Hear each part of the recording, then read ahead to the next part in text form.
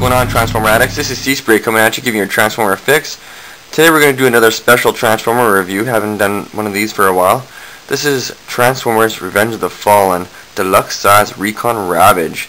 And what makes this guy very special is because he is a Canadian Toys R Us exclusive.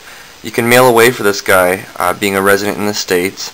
I don't know how it works beyond the United States, but Canadians cannot mail away for this figure, from what I know. So, with that being said, and without all the hassle, Hasbro decided to give this for us Canadians as a Canadian Toys R Us exclusive. So that is really awesome. When I first saw this guy, I was so skeptic, but you know what? In person, he is just gorgeous. Love all that chrome. Looks really sick. He is part of the NES Global Alliance. Really awesome. He just average deluxe size price, which is $15.99 Canadian. And we'll just take a look at the back of the package here. You can just see all the cool stuff. Shows the character, shows the weird looking re-entry alt mode. And up top here, it just says Recon Ravage, Decepticon. Light slides off Ravage the way a duck's feathers shed water. Even in the brightest light, he is nothing more than a shadow. Slinking unnoticed toward his prey, he is the ultimate infiltrator, absolute silent, endless, patient, but savage and lethal when the mission calls for it. No creature in the galaxy is better suited to be a thief and spy, which is just fine with Ravage. He takes delight in working in the darkness for glory of Megatron. That is a badass bio in my opinion. That is really cool. And his statistics down here on the bottom left, they just read Strength 5, Intelligence 9, Speed and Endurance are 7, Rank is 4, Courage is 10, Fire Blast is 4, Skill is 8. He does have Mech Alive. You just pull back the yellow switch and he does have the chomping of the mouth action. And what's different about the back picture here, which is always different from what the toy looks like, he does have the chrome back legs. It looks like it's chrome back here too, but I think it's just the airbrush, but it's the black with the light coming off it. But the back here, you can totally tell that should be chrome, but not in this case. Chrome in the front, gray in the back. Putting that chrome would totally just complement this figure in the fullest. Even on the hinges on the blasters, I think too. Okay, so let's just open this guy up and just talk about him in more further detail. Okay, take this guy out of the package, and this guy is just badass looking. That chrome is just beautiful. The light just shines off that chrome so beautifully, just amazing. Too bad these back legs weren't chrome like this. I just think it would help complement all the colors more. Even the back hinge parts under here are all chrome too. It has a shiny ass. And the weapons up top here, these guns, if you don't know of this figure already, it does move in 2 points.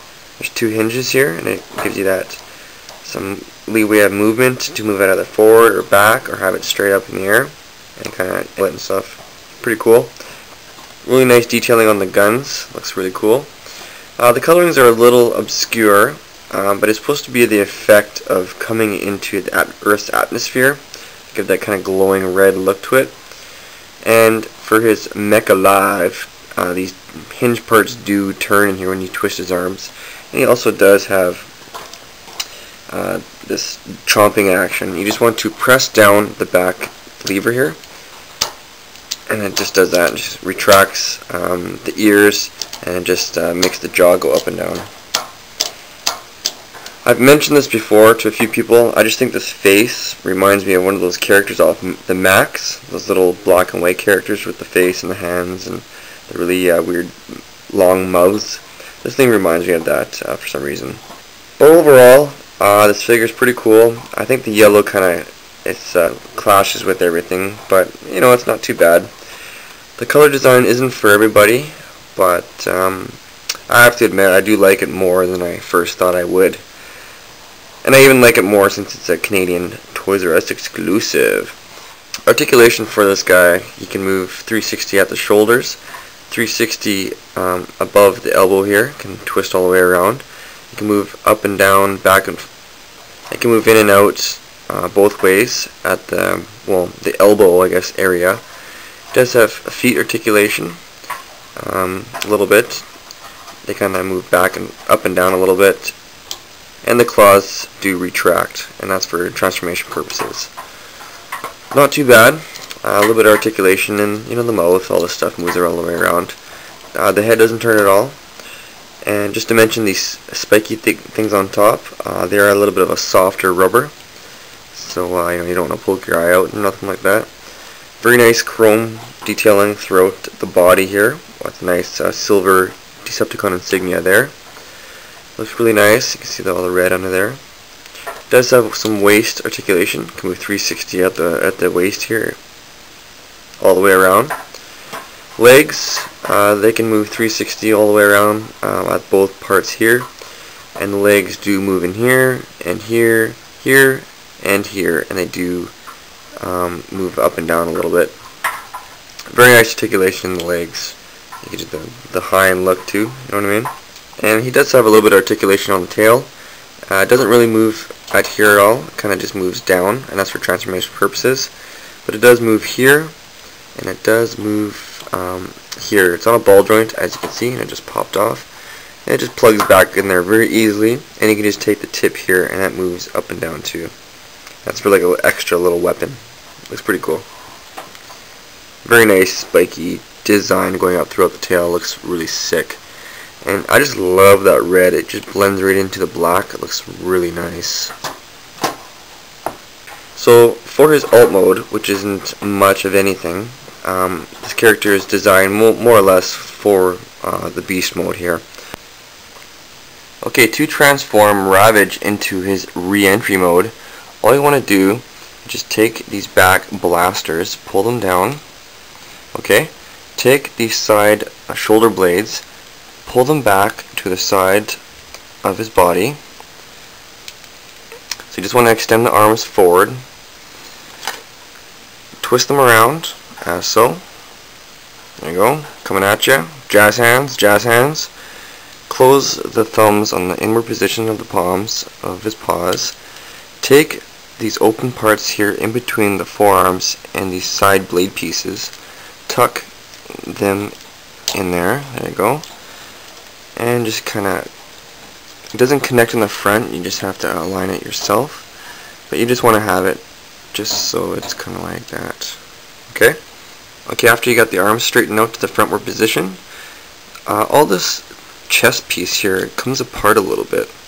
You just kind of want to split it. Just be careful though, you don't want to pull it too far, and you don't want to pull it down, because the plastic on the inside, these pieces right here, they are in a thin piece of plastic, and they will bend and break off. They're a little bit flimsy, so you don't want to pull it apart too far.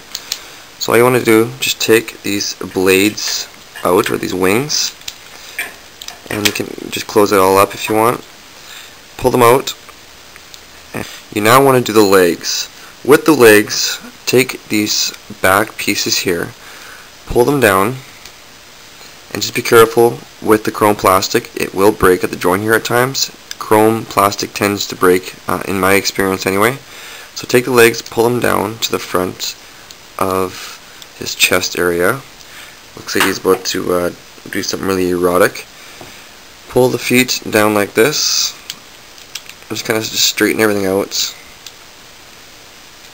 With this figure, you just really have to use your imagination, because it's a re-entry mode. There's no real way to position this. So just finishing this off, take the tail, tuck it in between his legs like a coward panther, and then take the tip of the tail and pull it down forward. Now you have his re-entry mode.